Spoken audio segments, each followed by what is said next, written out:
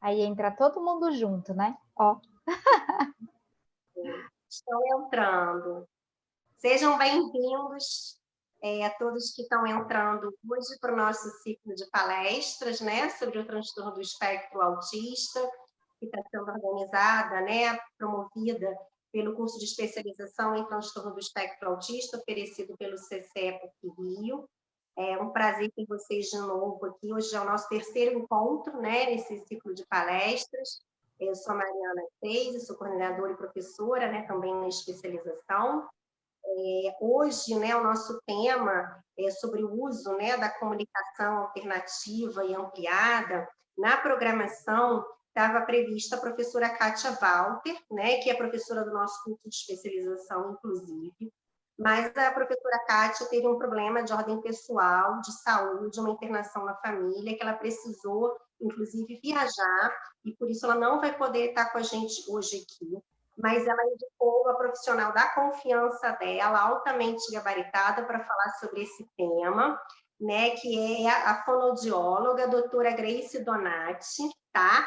A doutora Grace, ela é fonoaudióloga clínica, formada pela USP, Bauru, especialista em linguagem, mestre e doutora em educação especial, e tem, assim, uma ampla experiência com, não só acadêmica, né, mas com o uso da comunicação alternativa e ampliada. Então, tenho certeza que vai ser bastante produtivo para todos. A professora Grace, muito obrigada por ter aceitado o nosso convite. Agradeço em meu nome do curso, né, e também da professora Kátia Walter. Tenho certeza que vai ser ótimo.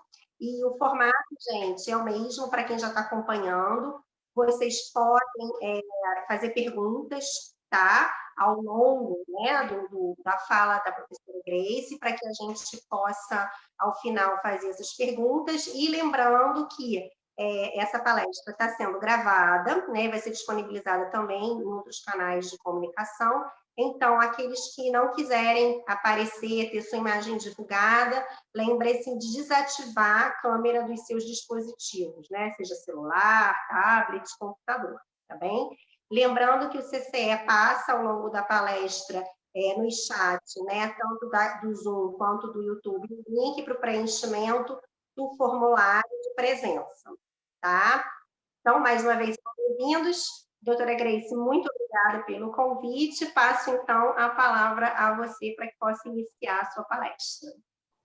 Ok, muito obrigada, Mariana. Eu agradeço muito, né, essa oportunidade de estar com vocês, né, por essa hora. A professora Kátia Walter é uma grande referência, né, para a minha carreira. Nós somos parceiras, tanto na Isaac Brasil, né, por muitos anos, e também, né, como fonoaudiólogas em atividades da Sociedade Brasileira de Fonoaudiologia, né?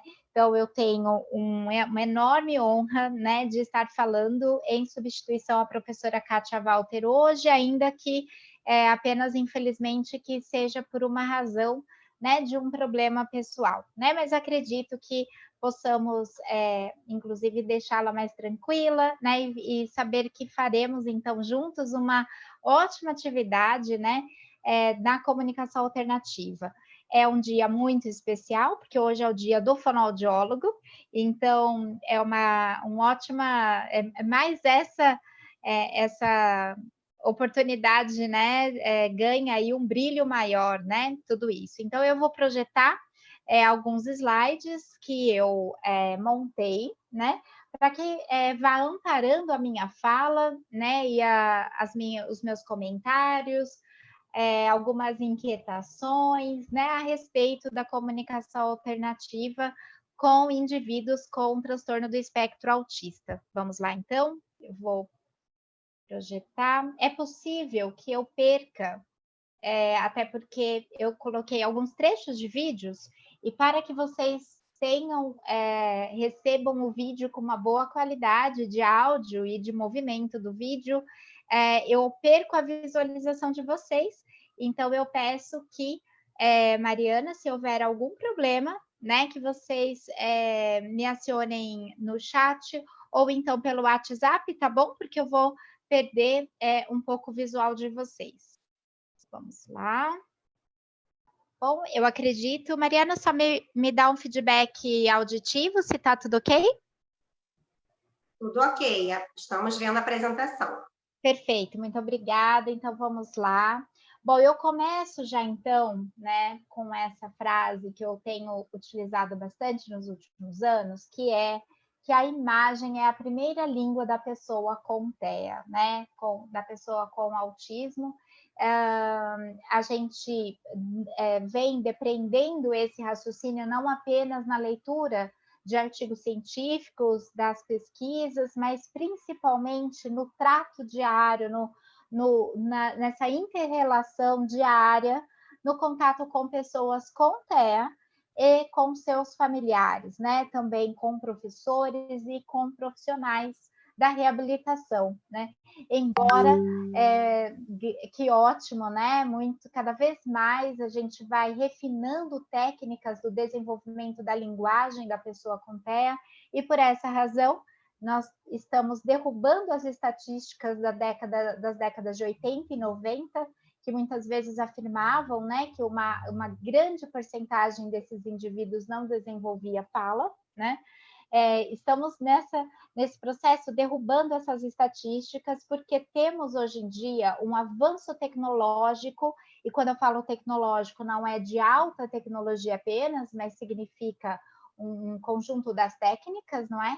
Então, nós temos um grande conjunto de técnicas que nos permite promover o desenvolvimento da oralidade. Mesmo assim, inclusive, tem artigos saindo sobre o uso da comunicação alternativa por adolescentes e adultos que falam, né, falantes, e a importância do uso da imagem por essas pessoas, né? Eu atendo desde crianças, mas também adolescentes e adultos, né, com TEA, e eles são, né, de forma ou por meio de seus comportamentos ou mesmo por relato de fala. A gente sabe que o uso da imagem é fundamental tanto para uma compreensão melhor como para a expressão. Eu trago uma definição da professora Débora Deliberato, que é outra referência na área, né, que diz que, então, a comunicação alternativa, e aí entendam, né, aqui como suplementar ou alternativa, né, nós ainda não temos de forma padronizada por todo o Brasil um termo específico único, né, para a grande área da comunicação alternativa. Então, o Rio de Janeiro usa muito mais comunicação alternativa e ampliada. Nós temos também o termo comunicação suplementar e alternativa, que é de preferência mais do estado de São Paulo, mas também temos comunicação ampliada, aliás, alternativa e aumentativa, né? Então, entendam como sinônimos, tudo bem? Então, a comunicação alternativa compreende recursos que possibilitam dar voz a pessoas impedidas de se comunicar por meio da oralidade ou que apresentam a inteligibilidade da fala significativamente comprometida, né? Isso em qualquer época do ciclo da vida, auxiliando desde crianças em fase de aquisição da linguagem a adultos que sofreram acidentes ou patologias que comprometeram sua comunicação. Quando falamos de comunicação, trata-se sempre de conceitos bastante complexos, né? Que envolve muitas habilidades de altíssima complexidade, é uma função mental superior, né? Então, não é nada fácil chegar numa definição padronizada, né? E eu gostaria que vocês entendessem, né, uma terminologia que nós estamos utilizando cada vez mais no Brasil, quando nos referimos a indivíduos com ausência de linguagem falada ou que não apresentam nível de fala funcional, onde se enquadram muitas pessoas com TEA, né? Nós utilizamos, então, o termo de necessidades complexas de comunicação. Esse termo foi cunhado pela professora Iacono em 2002 e vem se propagando, né, e ganhando uma notoriedade, uma aceitação de forma internacional, né? Isso sempre, cujas necessidades de apoio, né, em comunicação sejam amplas e variadas, né, e que demandam esforços estratégicos ou recursos diferenciados para se comunicarem com as pessoas. Se a gente olhar, né, para esse organograma, né, que foi feito, né, pelos dois pesquisadores Bloom e Ley, ainda em 78, né, mas é uma forma bastante compreensiva de analisar as bases da linguagem, pensando que a nossa linguagem ela se divide em conteúdo, forma e uso, sendo conteúdo a semântica de forma mais didática, como se a gente falasse que, né, o conjunto de significados da língua, né? É o dicionário da língua, o léxico da língua, o sentido, né? A ideia dos conceitos, né? E também na forma. A forma é o conjunto de sons da fala, a sintaxe da fala e o uso, que é como é que eu uso, então, essa coisa que tem uma ideia, tem um conceito e também tem um formato para acontecer. Eu uso com fins diferentes, né? Eu uso para pedir, uso para protestar, uso para narrar, descrever, para argumentar. Então, esse uso tão vasto, né? Nós chamamos de pragmática. Quando nós pensamos no complexo sintomatológico do TEA, nós temos algumas bandeiras vermelhas que estão espalhadas por todos esses subsistemas de diferenciados de análise da linguagem, incluindo talvez principalmente a pragmática, né? Então, muitas vezes nós temos indivíduos com TEA que, embora falem, usam poucas funções de linguagem, né? Eles muitas vezes ficam restritos ao pedir, a solicitar coisas, solicitar por atenção ou solicitar itens, mas não avançam para outras formas de comunicação, para outras funções comunicativas. Quando a gente pensa em comunicação alternativa, isso tudo tem que estar previsto na nossa avaliação e na nossa intervenção junto a essas pessoas. As pessoas com TEA, elas têm dificuldades também inerentes tanto ao que se refere à relação com a pessoa, a encontrar um motivo para comunicar, a encontrar um modo de comunicar, então, fazer casar uma comunicação não verbal com a comunicação verbal e até outras formas, né? E muitas vezes a compreensão da fala do outro, a compreensão da linguagem. Veja o quanto é complexo, né? Compreender o que é estar na pele da pessoa com TEA e como nós que fazemos, né, interagimos diretamente, não apenas o fonoaudiólogo, né? Embora a fonoaudiologia é a profissão que se dedica ao estudo e à intervenção na comunicação dessas pessoas, mas nenhum desenvolvimento de linguagem se faz de forma apropriada e robusto se não houver um envolvimento de todos os interlocutores. E aí, então, é onde nós falamos do quanto é fundamental a capacitação parental e a capacitação dos professores, né? O que nós precisamos fazer, em última análise, é alterar essa inter-relação das competências comunicativas entre o interlocutor e a criança que está desenvolvendo linguagem, né? Então, vamos entender que quando o bebezinho nasce, ele ainda usa poucas, né, habilidades, ele ainda tem ali muito pouquinho habilidade para se comunicar. Quando faz isso muito por meio do choro, né? E aos poucos ele vai ganhando habilidades, né? Então a gente vai tentando modificar, né, esta relação em porcentagem, inclusive de atos comunicativos, vai se fazendo, sofrendo uma modificação, a ponto de a gente tentar chegar aqui, né, que é mais ou menos onde a gente experimenta uma situação de 50% da participação do interlocutor e 50% do indivíduo, né, da criança. Nós precisamos vivenciar isso com uma pessoa que usa a comunicação suplementar e alternativa ou a comunicação alternativa e ampliada, né, para que haja troca comunicativa, diálogo, né, para que eu efetivamente consiga saber o que essa pessoa pensa, o que ela sente, e que ela também volte essa pergunta para mim, né? Quando eu falo oi, ele responda oi, eu falo tudo bem, e ele fala tudo bem, e você? né? Então, fazer realmente, né, conseguir que ele tenha, essa pessoa tenha iniciativa comunicativa e use a linguagem com muitas funções, é o desejo de todos nós que interagimos e trabalhamos junto com pessoas com TEA, a ponto de chegarmos assim, por exemplo, no papel que eu estou agora, é um papel de palestrante, então eu domino os atos comunicativos, porque nós ainda não estamos dialogando, faremos isso logo mais, né, na hora das perguntas, mas quanto mais a gente conseguir, então, quando a gente tem isso, por exemplo, uma criança com TEA que faz isso o tempo todo, que fala, mas não é capaz de fazer a interrupção do seu discurso para fazer troca comunicativa. Então, veja o quanto esse diagrama ele consegue fazer essa exemplificação de como esse desafio nosso, né, no desenvolvimento da linguagem da pessoa com TEA.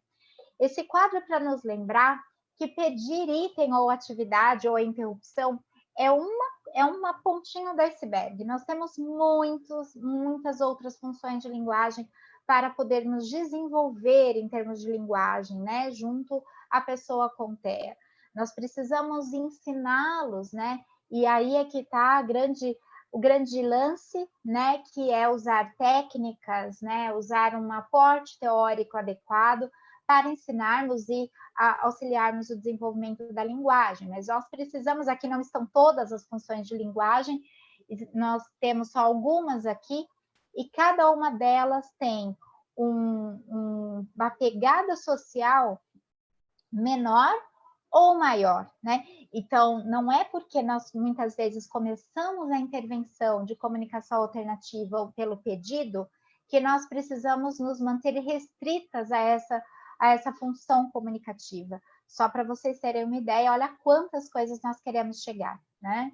E precisamos fazer isso não só pela fala, mas usando todas as modalidades comunicativas possíveis, né?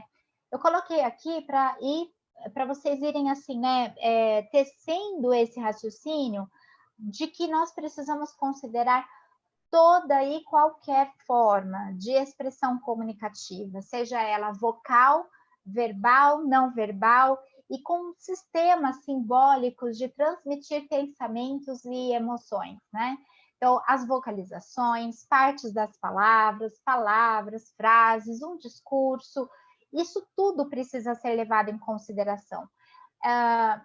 Para nós que trabalhamos na área da comunicação alternativa, dificilmente a gente usa escolhas do tipo ou seja, não é ou eu uso isso ou aquilo. Na maioria das vezes é isso e isso, né? Então, os sistemas híbridos, né, a gente mesclar e considerar tudo isso junto como sendo modalidades de comunicação que estão disponíveis a esse sujeito que está construindo linguagem, nós estamos respeitando todas as suas competências e, obviamente, utilizando uma competência com maior desenvolvimento para desenvolver outra, né? Então, o movimento do corpo, movimentos da face, gestos indicativos. Imagina como seria desagradável se a gente falasse tentando só assim, bom, então agora começou falando, eu não vou usar expressão facial. E falar assim o tempo inteiro com uma entonação robotizada, sem fazer mudanças e nem gesticulação corporal. Então, nós precisamos ensiná-los, né, a fazer expressões emocionais, de usar palavras de comentário apenas para pontuar interação social. Então, assim, ó, né, tipo, cadê? Né, olha, cadê? Eu levantei sobrancelha, fiz um gesto, né? Então, usar isso na comunicação alternativa, tudo isso faz parte, tudo isso está integrado, né? Então, não tenham um receio, né? Para tanto fonoaudiólogos que ainda estão iniciando na comunicação alternativa, familiares, professores, a comunicação alternativa, embora nós chamemos, né, de alternativa, ela é uma das alternativas, ela não é a única e ela não precisa ser uma escolha isolada, né? Nós precisamos fazer uma escolha de sistema, né? Então, qual é o sistema que nós utilizaremos com esta pessoa? Se é um sistema tangível, tangível é o que pode ser pegado, né? Então, objetos por miniaturas, quer dizer, se eu faço assim, ó, para alguém, todo mundo sabe, né? Que assim, ó, tipo, imagina que eu tô aqui com o copo vazio, se eu fizer assim, né? Alguém à distância vai saber, ah, a Grace está querendo água, né? E veja, eu sou falante, né? Eu tenho comunicação verbal, mas o uso de objetos está na nossa comunicação, isso é natural. Então, nós precisamos valorizar isso também, né? Então, é claro que para algumas crianças, né, principalmente quando nós lidamos com a ocorrência de TEA junto com uma deficiência visual, por exemplo, né, ou em casos em que nós temos deficiências múltiplas, tem comportamentos autísticos e outras deficiências também, às vezes o sistema tangível, o álbum, a prancha de comunicação alternativa precisa ser feita inteira com miniaturas e não com símbolos gráficos, muitas vezes, né? Então, a gente pode usar fotografias, pictogramas, vídeos, escrita, né? Tanto em baixa quanto em alta tecnologia, né? Então, significa dizer, olha só, que a gente vai olhar para dizer que a gente comunica, a gente vai falar, a gente pode escrever, a gente pode apontar um objeto, nós podemos fazer uma expressão, um movimento, né? Nós podemos usar arte, podemos, né, conversar, usar um recurso de alta tecnologia, nada é proibido quando se trata de uma função humana extremamente importante para estabelecermos relações, né? Que é a comunicação. Então, o que nós precisamos é fazer isso com base teórica e técnica adequadas que respondam à nossa necessidade de auxiliar este sujeito, né? Precisamos fazer algumas escolhas. Então, esta é a tela das nossas escolhas. Qual sistema de símbolos iremos utilizar? Que recursos faremos uso, né? Nós usaremos só o álbum, vamos usar um álbum e um aplicativo e sequências visuais pela casa, na escola. De novo, não é ou, nós podemos usar tudo isso, né? Nem sempre a gente vai ter um aplicativo, né? O que a criança já usa em todos os ambientes, né? No banheiro, não vai ter um iPad lá exatamente para mostrar qual é a sequência, né, de todo o procedimento para ser feito na escovação, por exemplo, né? Então, o recurso de baixa tecnologia é importante, né? Nós precisamos saber de qual a escola teórica nós falamos, né? Nós estamos mais, nos sentimos mais confortáveis como profissionais, porque senão ficam escolhas aleatórias. E as escolhas aleatórias é como se a gente estivesse dirigindo um carro e a gente não sabe para onde vai, né? Então a gente fica sem metas, sem objetivos, e aí a nossa intervenção ela cai no vazio. E fazer isso cair no vazio significa que nós estamos deixando uma pessoa que depende da nossa capacitação técnica também no vazio. E isso é muito sério, né? Nós precisamos ter uma grande seriedade e noção da responsabilidade que é escolher qual é o aporte teórico, né? E de que lugar teórico eu falo, né? Então, a gente, né, tem ali uma linha mais comportamental, né, baseado na análise do comportamento. Nós temos uma linha muito mais socio-interacionista, uma linha psicanalítica, e normalmente isso tem a ver com esse referencial teórico do desenvolvimento da linguagem, né, dos profissionais.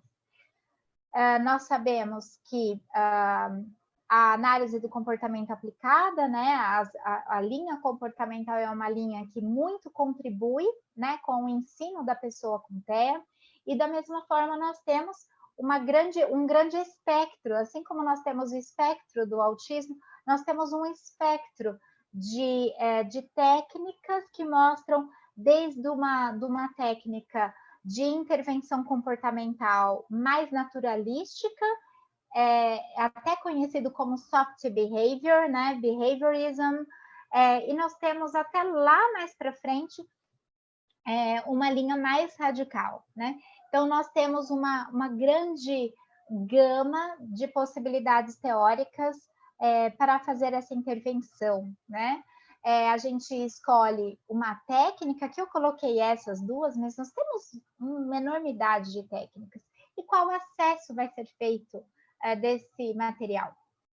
Eu trouxe uma fala aqui para esquentar a nossa conversa, que é da professora Pat Miranda, que é uma teórica, né, uma pesquisadora bastante renomada dentro da comunicação alternativa, junto a indivíduos com TEA, e ela diz assim: se o símbolo de comunicação alternativa é apresentado simultaneamente à palavra falada, como tipicamente fazemos na intervenção com CSA, né?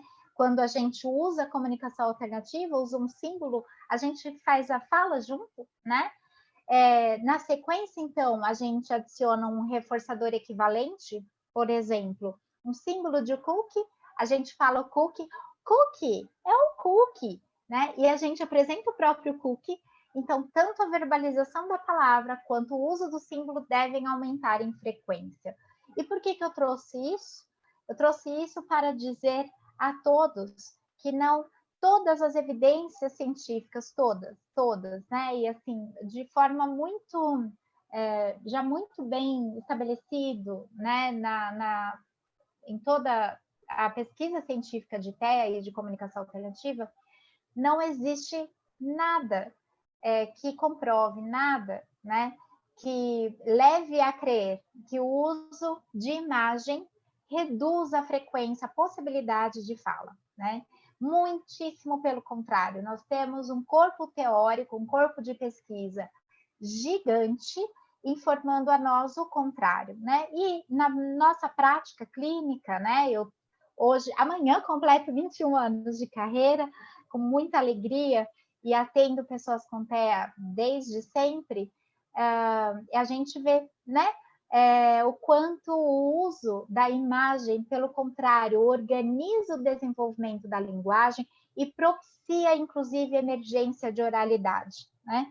Como essa fala, ela começa a vir a partir do momento que ela estabelece uma relação triádica, né? Entre o que a palavra falada, a imagem que representa esse conceito, o conceito no concreto, né? E aí o quanto a gente cria uma condição muito mais favorável para que esse indivíduo aprenda a representação da palavra falada, daquela ideia a que ele está sendo apresentado, né? Agora, é claro, para a gente conseguir um melhor sucesso nisso tudo que eu estou dizendo, quando a gente olha para essa imagem, a gente vê uma coisa muito importante, parece muito simples, mas é muito importante. Nós vemos duas pessoas conversando, né? Usando comunicação alternativa, né? Se eu faço todo o meu investimento técnico neste menino que tem TEA e que está usando comunicação alternativa, e eu me organizo tecnicamente para fazer sessões individuais, usar minhas técnicas e treiná-lo para aprender a usar as imagens e também para falar. O que será quando ele vai para casa e aí ele vai conversar com mãe, pai, avô, avó, tio, irmão, primos, né? Vai para a escola e vai conversar com todos os seus colegas, né? E professores, e a tia da cantina, e todo mundo, né? Significaria dizer que eu estaria colocando sobre os ombros deste menino toda a responsabilidade por carregar habilidades de comunicação e ensinar aos outros como usar a comunicação alternativa. Isso é injusto, né? Injusto porque é necessário bastante esforço para ensinar uma nova língua, não é? Se quando nós pensamos, né, quem aqui está junto com a gente hoje fala uma segunda língua, sabe que não foi com pouco esforço, né, que aprendeu uma segunda língua, uma terceira língua, ou quem ainda, né, está cursando uma outra língua, é quanto é difícil, o quanto depende de esforço em termos de tempo, em termos de estudo, não é? de vivências para que aprenda. E, nesse sentido, a comunicação ampliada, alternativa, também é, né? Então, a gente não aprende as coisas assim de forma tão intuitiva. Nós precisamos vivenciá-las, nós precisamos de modelo, de ver o outro fazendo para fazermos também da mesma forma, né? Então, é fundamental que possamos envolver os pais na capacitação, na apropriação de um sistema de imagem, né, para se comunicar. Aí nós temos oportunidade de construir pontes mais robustas, mais fortes, né? A professora Kátia Walter tem um programa belíssimo, nós temos mais essa similaridade nas nossas carreiras, porque ela se interessa muito pela capacitação familiar, assim como eu, e no doutorado ela desenvolveu o PROCAF, né? Assim como eu, no doutorado, também desenvolvi um programa de capacitação parental em comunicação alternativa, o meu se chama EduLinka. Essa, inclusive, é uma imagem do EduLinka. Porque é fundamental nós não contém pelo menos dois, né? Quando a gente está sozinho, a gente pode dizer que tem linguagem, né? Porque eu posso... desculpa, acho que a minha internet tinha travado um pouquinho, mas acho que voltou já, né? A gente pode dizer que tem linguagem num sujeito sozinho, mas não tem diálogo se ele estiver sozinho, né? Então, nós precisamos de capacitar o outro para saber fazer... ajudar numa escolha, para saber conversar com o outro, para valorizar o uso de imagens, né? Nós temos muitos símbolos, né? Nesse processo todo, nós temos sistemas simbólicos diferentes. Nós temos o PCS, né? Então, que é hoje ainda, né? O sistema de símbolos gráficos mais utilizado no mundo. Nós temos o Widget Rebus, nós temos o Arasaki. O Arasaki é um sistema de símbolos totalmente gratuito, disponível, né, gratuitamente, né, desenvolvido lá num projeto da Universidade de Aragão, na Espanha. Já há alguns anos ele está disponível, inclusive recentemente com site novo, né? Tem página no Facebook e tudo mais. Então, são muitos símbolos gratuitos, tanto numa versão colorida como numa versão linear e preto e branco, né? Existe também um outro projeto bem importante, também em espanhol, que é o Soy Visual, da Fundação Orange.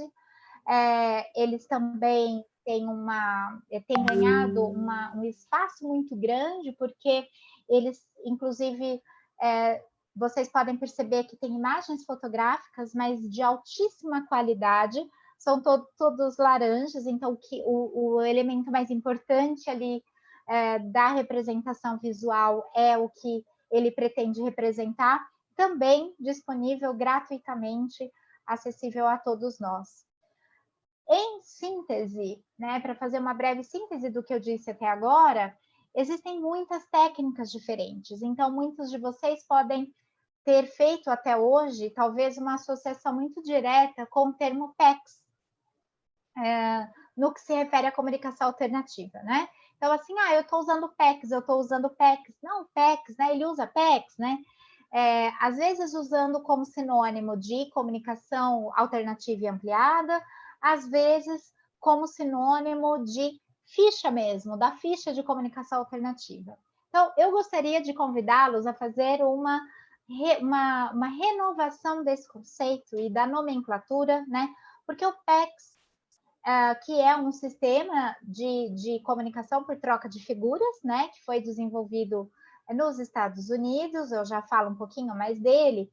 Ele é um conjunto de técnicas, né? Um método de uso da comunicação alternativa, de ensino da comunicação alternativa, dentre muitas outras, né?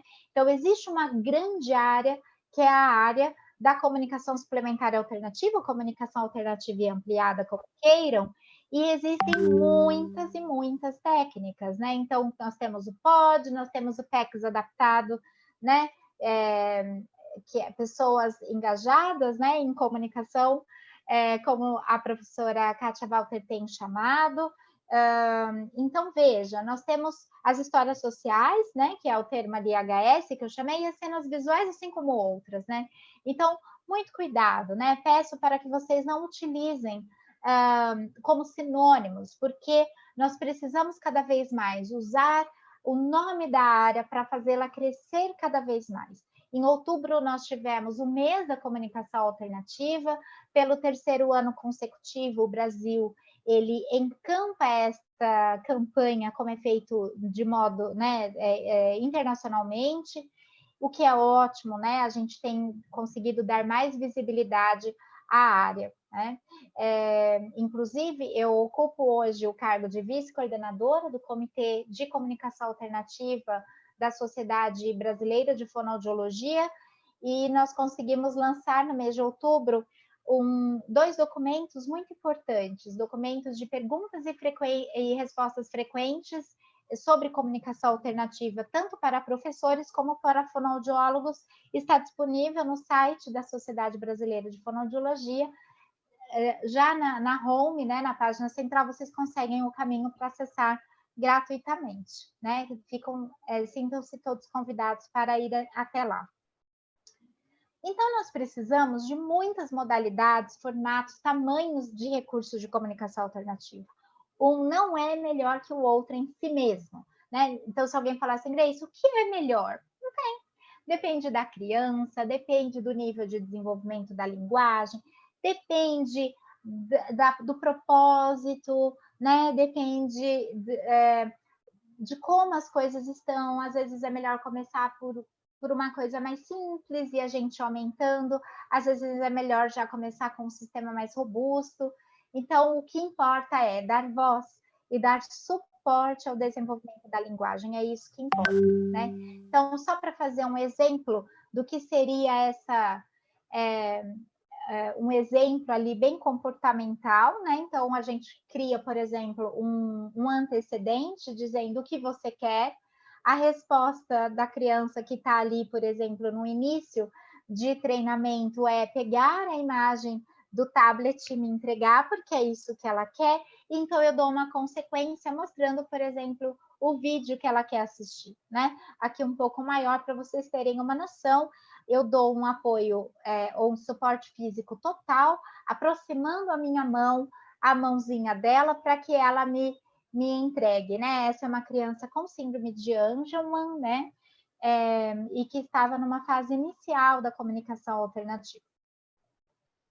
Aqui só para lembrar vocês do site do Arazaki, eu coloquei aqui, então, é importante sempre ler os artigos científicos, principalmente originais das técnicas, para que não haja uma incompleta manualização das técnicas, né? E as pessoas acabam lendo apenas uma parte e fazendo muito só por modelo, sem um estudo profundo, né? Então, nós temos ali, olha, em 94 foi publicado o artigo, né, que descreve o PECS, né, pelo Bond e a Frost, e aqui, apenas para lembrar, nossa querida professora Kátia Walter, né, que em 2000, então, falava dos efeitos da adaptação do PECS, né, associando a técnica PECS ao currículo funcional natural em pessoas com autismo infantil, né? A gente pode fazer aqui, olha, né? Uma comparação. Eu vou pedir para quem fez o risco na tela, se puder apagar, eu agradeceria, até em respeito aos colegas que vão assistir, né, a gravação. Então, nós temos aqui, né, as 7 fases de treinamento do PECS. A proposta da professora Kátia Walter foi fazer 5 fases, né? Mas fazer uma subdivisão, né, da fase 3 e da fase 4, né? Usando o ambiente natural da escola, da casa, da comunidade, um uso de prancha e álbum de comunicação, né, manipulados pelo participante. E talvez uma coisa bem importante aqui, né, é que tem o treino de pais para utilização em casa, e também não há uma exigência de só se concentrar na imagem sem associar com a fala. Então, essas adaptações também, a meu ver, são adaptações que foram importantes de ajuste à nossa cultura. Nós temos, apenas para dar um exemplo, se a gente usar uma técnica da análise do comportamento aplicado, o ensino por tentativas discretas, e se a gente trouxer isso para o contexto da comunicação alternativa, nós poderíamos ter como uma etapa 1, apontar o símbolo eu, a etapa 2, abrir a página dos verbos, apontar o símbolo T e tudo mais, caso o nosso objetivo seja que a pessoa queira aprender, né, que a gente queira ensinar a pessoa a falar eu tenho 8 anos no álbum de comunicação. Então, a gente tem, né, como base a decomposição de comportamentos com o propósito de ensinar componentes desse comportamento de forma isolada, né? Eu vou mostrar para vocês, né, que a análise do comportamento, ela utiliza uma hierarquia de dicas, né, uma hierarquia de ajuda ou de prompt em comunicação alternativa, né, podendo ser de baixo para cima ou de cima para baixo, né? Então, a gente usa da maior ajuda, então, olha aqui, ó, a maior ajuda, que é o apoio físico, que era o que eu estava usando ali com aquela garotinha, e aí eu vou reduzindo a dica até ser apenas espera com expectativa, mas nós podemos utilizar essa hierarquia inversa e começar da menor dica, né, da menor suporte, menos intrusivo para mais intrusivo. Então, eu poderia apenas ter uma espera com expectativa, esperando o manuseio do álbum, né, para iniciativa comunicativa, por exemplo, e aí dando um prompt não verbal indireto, por exemplo, aproximando o álbum dessa pessoa, né? Então, isso é um exemplo, depois eu me coloco à disposição, viu, Mariana, para compartilhar as minhas referências, as referências que eu estou citando agora, inclusive este documento está traduzido da hierarquia de dicas, tá bom? Farei isso com grande prazer. Nós podemos usar uma dica de posição, que também é uma dica de posição, também é uma abordagem ali da comunicação alternativa no modelo muito mais comportamental. Então, se eu estou querendo ensinar o símbolo da maçã para colocação no álbum de comunicação alternativa, eu posso colocar este símbolo numa proximidade maior da criança e fazendo esta manipulação aqui, né? Então, esta manipulação aqui até que eu chegue, olha, eu randomizo, ó, tá vendo? Randomizo aqui os símbolos e depois eu coloco numa matriz maior, né? Até que a gente vá fazendo ampliação. Não necessariamente precisa ser assim, nós podemos já começar num álbum grande, numa matriz grande. A modelagem de estímulos é uma técnica que favorece demais a comunicação alternativa, independente de quem usa, dependendo muito do aporte teórico, a modelagem é uma técnica que está presente em muitos aportes teóricos, então a gente vai modificando gradualmente o comportamento inicial, né, ou a topografia inicial do estímulo, até que ele vá adquirindo a forma do estímulo da discriminação final. Eu coloquei aqui um vídeo curto, mas que mostra um adulto modelando o uso do álbum por uma criança. Rafa, agora você e a Paloma... Tá, peraí.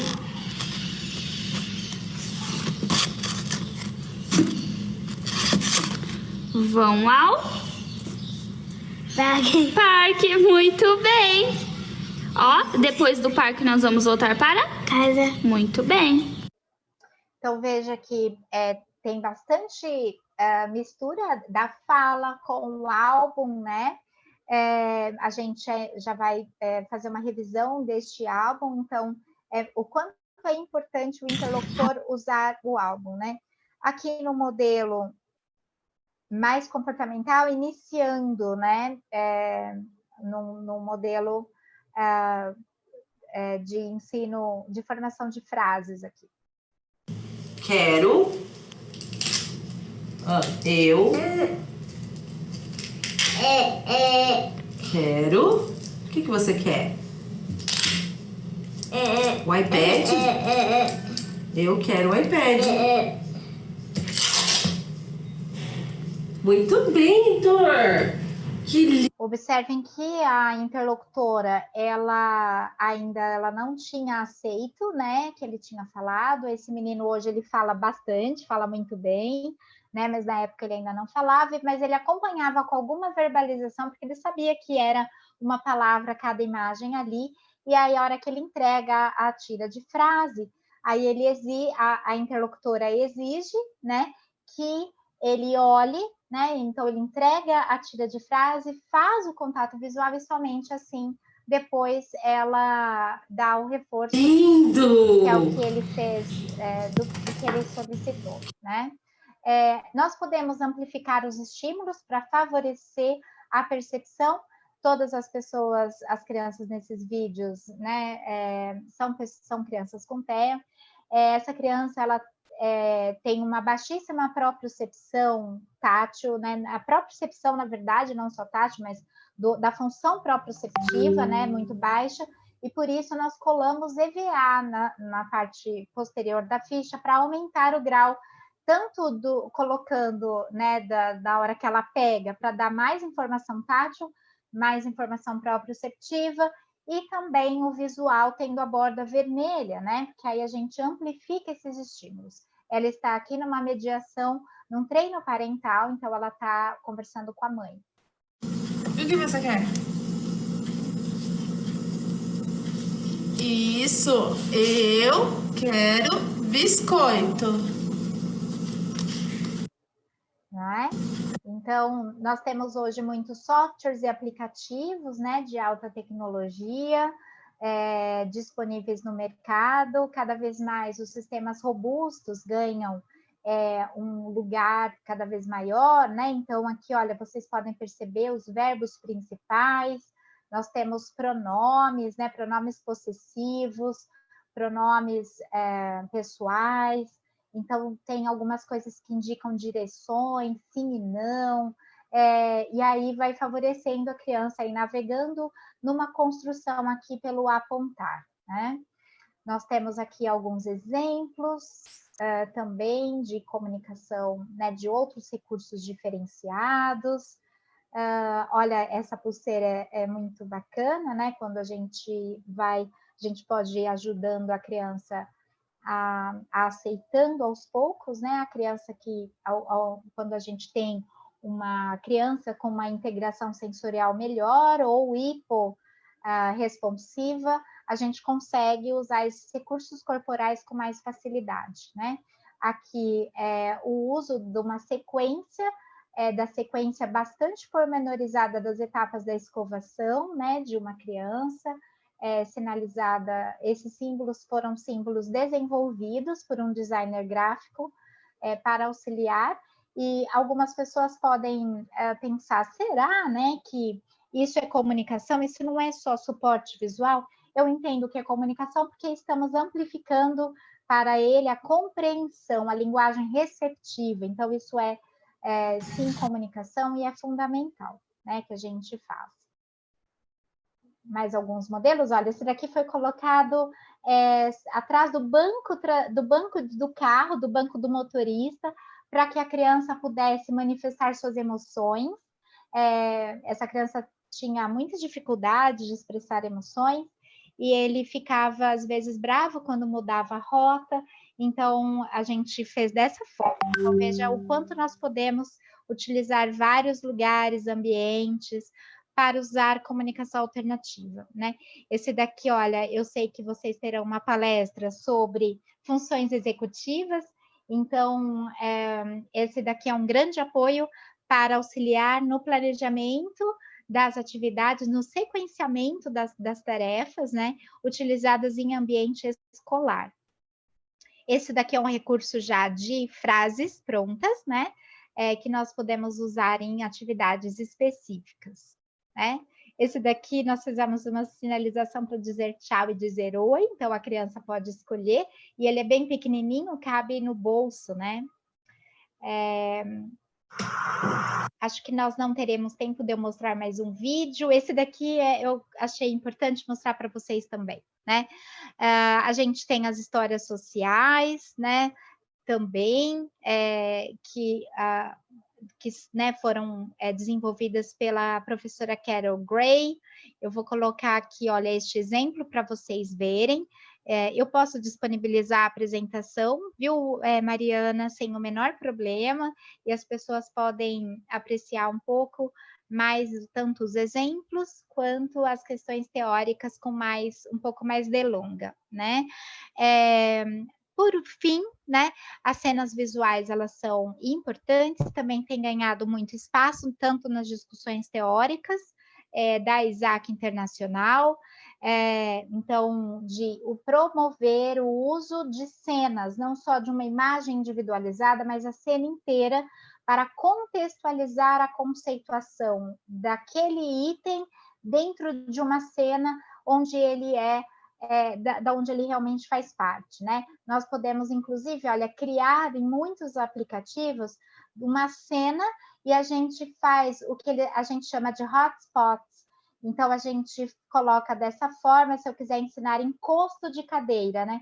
Inclusive, de modo a hora que a pessoa clica, falar, né? Ter uma saída de voz, ensinar o que é espelho, né? Eu posso criar um hotspot dentro de uma imagem grande e sinalizar, simbolizar exatamente cada coisa em específico, né? Eu acho que então, agora, né, interrompo minha apresentação, né, já agradecendo, mas porque considero que é muito importante termos o tempo para um diálogo. Obrigada, Grace, foi ótimo, super produtiva a sua fala, coisas muito importantes, né, para conhecimento de todos que trabalham com crianças, com diagnóstico de transtorno do espectro autista. Eu vou ler para você, então, algumas perguntas, tá? Que chegaram pelo chat. Uma em relação ao perfil da criança, né? Foi uma pergunta um pouco recorrente. A criança, para utilizar, né, a comunicação alternativa, ou, né, CSA, como você chamou, é exclusivo para as crianças não verbais ou criança que tem alguma comunicação verbal mais pouco frequente, isso pode ser utilizado também como um recurso de desenvolvimento de linguagem? Sim, sempre. Não importa nem a idade. Então, a nossa recomendação em termos de idade quanto antes, melhor. Então, assim, a hora, quando alguém fala assim, qual é a hora boa para começar? É agora. A resposta é sempre agora, né? Então, não há idade mínima como pré-requisito e não há nível de desenvolvimento de linguagem como pré-requisito. Qualquer desenvolvimento de linguagem, né? É importante. Grace, mas mesmo quem fala muito bem e está dentro do espectro do TEA, né, do autismo, vai precisar, em algum momento, ter acesso a recursos visuais para aprender, por exemplo, como se comportar numa festa de aniversário, né? Quais são as regras sociais de ir numa excursão, né? Como interagir, como pedir, como interromper uma conversa, né? Então, quando a gente usa, né, os recursos de imagem em técnicas diferentes, o que nós vemos, né, é que a gente acessa o núcleo compreensivo de linguagem dessa pessoa com muito mais força, porque nós estamos chegando nessa compreensão usando mais modalidades perceptuais, o que é absolutamente importante para a pessoa com TEA. Eu estou acionando ela por meio da linguagem falada, estou acionando ela por meio da imagem, né? A gente fornece mais condições para ela conseguir uma compreensão melhor. Então, não importa o nível da pessoa, eu uso comunicação alternativa e ampliada com pessoas com um perfil Asperger, por exemplo, que falam muito e que são bastante beneficiadas, inclusive para a expressão emocional. Muitas vezes, adultos que são falantes, eles não conseguem fazer, né, um correto ajuste de regulação emocional sem passar por um processo cognitivo que usa a imagem. Então, eu acredito muito também, como pessoa que faz intervenção neuropsicológica, que muitas habilidades neuropsicológicas de resolução de problema, tomadas de decisão, manutenção no foco, passam pela importância do uso de imagem da mesma forma. Ótimo, sua resposta já trouxe resposta de outras perguntas que tinham aparecido em relação a pré-requisito, né, do que a criança precisa ter para iniciar um programa de comunicação alternativa ampliada, enfim, acho que você já esclareceu bem nesse sentido, porque traz para a gente, né, esse recurso para além da questão da comunicação expressiva, né, mas você introduziu aí um aspecto importante da comunicação, que é a comunicação receptiva, né? Exato, e a formação de conceitos, não é? Então, assim, como é que a gente forma conceito, né? Então, nós sabemos muitas vezes o quanto se você tem, por exemplo, um perfil sensorial, né? E esse trabalho junto com a terapia ocupacional é lindo, né? Então, se a gente tem uma criança com TEA, com perfil sensorial, dependendo desse perfil sensorial, se ela é muito mais visual do que auditiva, e o auditivo não tá bom, e muitas vezes isso tem uma grande contribuição no atraso do ganho da oralidade, ela vai se beneficiar mais ainda do uso de imagem para a formação de conceitos. Veja, não significa que não trabalharemos em prol do desenvolvimento auditivo e da linguagem receptiva pela audição, mas nós precisamos usar também o que a criança tem de mais habilidade, né? E não apenas ficar só fazendo investimento em um canal perceptual. Então, quanto mais canais perceptuais casados a gente utilizar, muito melhor para o desenvolvimento dessa linguagem. Ótimo. E uma pergunta aqui que fizeram: os professores podem utilizar esses recursos ou somente fonoaudiólogos? Olha só, todos nós podemos, né? Professores de educação física, musicoterapeutas, designers, né? Todos, a qualquer pessoa que conversar com uma pessoa com TEA, né? Ou com outro indivíduo que use comunicação alternativa, deve se apropriar do recurso. Assim como se chegasse alguém aqui na minha casa hoje que falasse alemão, gente, eu ia ter que correr, colocar no Google Tradutor, eu ia ter que procurar alguém que fala alemão para aprender. Porque se eu quero conversar com aquela pessoa e aquela pessoa sabe essa língua, eu vou criar uma forma de compreender esse código, né? E nesse sentido, a comunicação alternativa é um código, né? Que nós precisamos nos apropriar. Muitas vezes o que ocorre é que as pessoas têm uma expectativa de que a pessoa vai pegar o álbum de comunicação alternativa e vai sair usando, né? Como se fosse um aprendizado só intuitivo. Não é. Nós precisamos aprender juntos, né? A como usar. Claro que nós temos muitas técnicas para fazer isso, como eu disse, mas todos podemos, então, professores, utilizem. Olha, nós fizemos esse documento, que é um FAQ, né? Que é de perguntas e respostas frequentes em comunicação alternativa, com um enorme carinho, né? Nós fizemos, inclusive, o de professores, tem a revisão técnica da professora Kátia Walter, né? Foi escrito por mim e pela professora Débora Deliberato, da Unesp de Marília, aqui do interior de São Paulo, que é coordenadora, né, do Comitê de Comunicação Alternativa, e revisado, né? Uma das revisoras foi a professora Kátia Walter. Está disponível em PDF para vocês baixarem, né? Então, eu vou até colocar aqui no chat, caso alguém não saiba, né? Então, olha, sbfa.org.br, esse é o site que vocês devem entrar para procurar esses dois documentos. E lá tem mais de 40 perguntas a respeito do uso da comunicação alternativa para o professor e também para o fonoaudiólogo, mas serve para todos os profissionais da reabilitação e familiares, né? Nós faremos um específico para familiares em 2021, mas até lá já tem lá. Então, essas perguntas tem todas lá também, viu, Mariana? Ótimo. Então, fica a dica aí para quem está assistindo, né, para procurar essas informações lá. E muito importante, né, isso que você trouxe da questão da comunicação alternativa e ampliada, né, como um idioma, uma linguagem. Então, tem que se aprender esse idioma. Todos os profissionais, família, que lidam com essas crianças, né, com esses adolescentes, jovens, enfim, precisam ter esse conhecimento. E esse trabalho, né, você trouxe a questão da TO também, a importância não só da multidisciplinaridade, mas da interdisciplinaridade, né, da intervenção, que é uma coisa que a gente defende muito, e não por acaso o nome da nossa especialização é intervenção em múltiplos contextos, e a gente tem esse olhar. Porque isso, né, a gente precisa agir em todas as áreas para dar esse suporte. Então, Nossa, maravilhoso, é isso. Olha, gente, vocês sabem que tem até um estudo, eu não vou lembrar os números exatos agora, mas que falam assim, que se uma pessoa não falante levar, né, se ela for só em número de horas, né,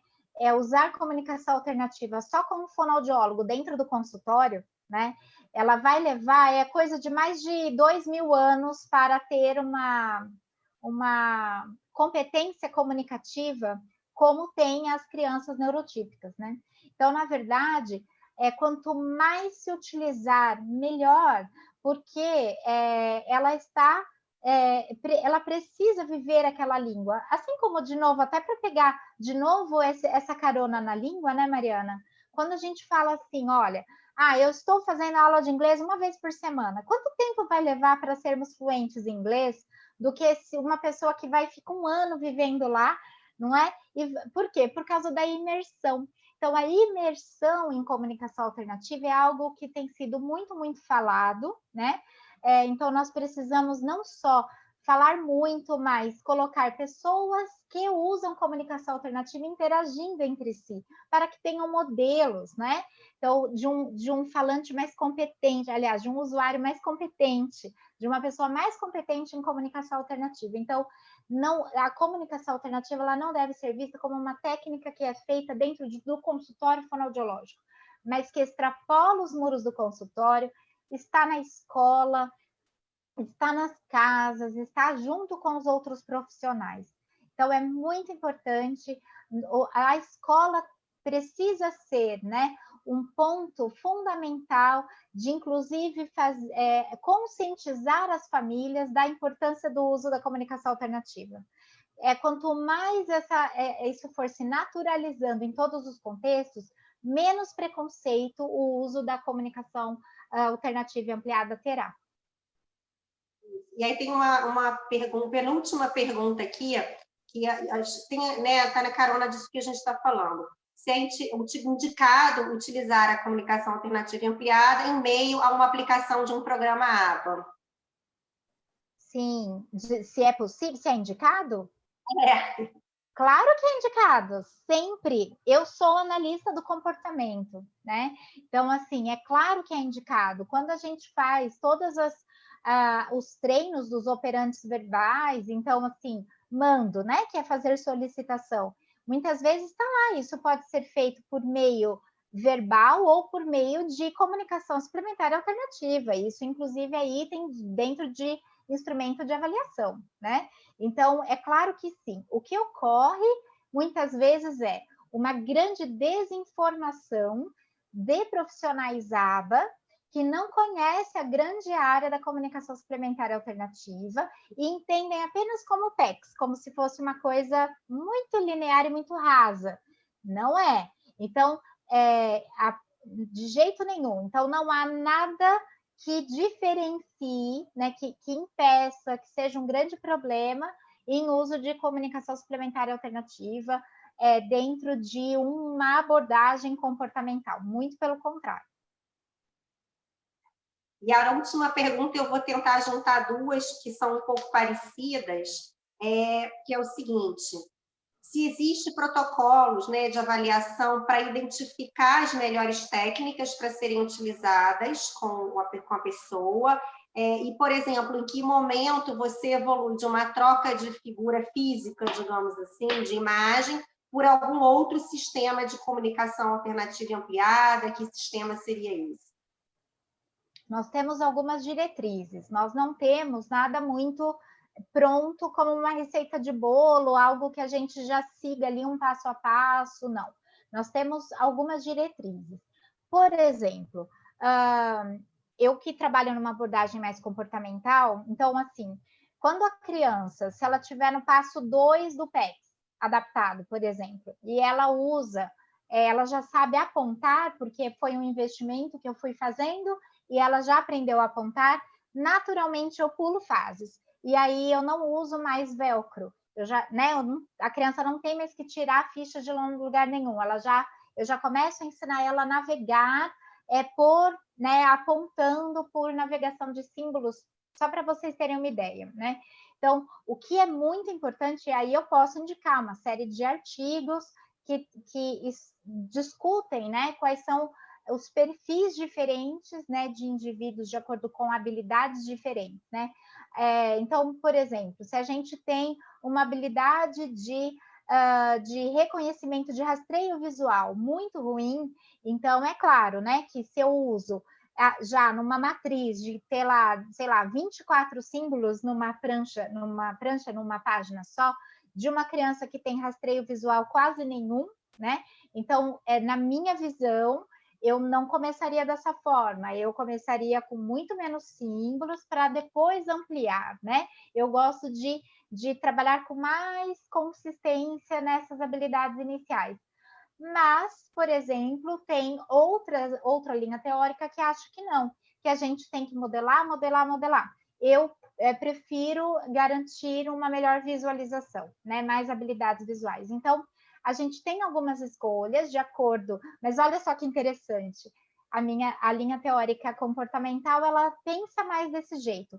Uma linha muito mais voltada para o socio-interacionismo pensa que a gente deve oferecer muito mais do que a criança está disposta ali, pronta para usar direto na capacidade expressiva dela naquele momento.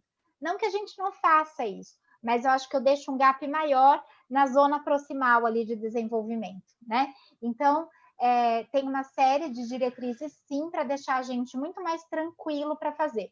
Eu citaria como um instrumento mais padronizado de avaliação a matriz de comunicação. Então, quem não conhece ainda a matriz de comunicação, ela foi traduzida na tese de doutorado da professora Renata Bonotto com 2 T's. Ela é linguista e mãe de uma criança com TEA, de um quase adolescente já com TEA. Ela fez a tradução do instrumento de avaliação da matriz de avaliação e a matriz ela ajuda a gente a criar mais ou menos um raciocínio, né? Então, eu acho que eu citaria esse material já traduzido no português.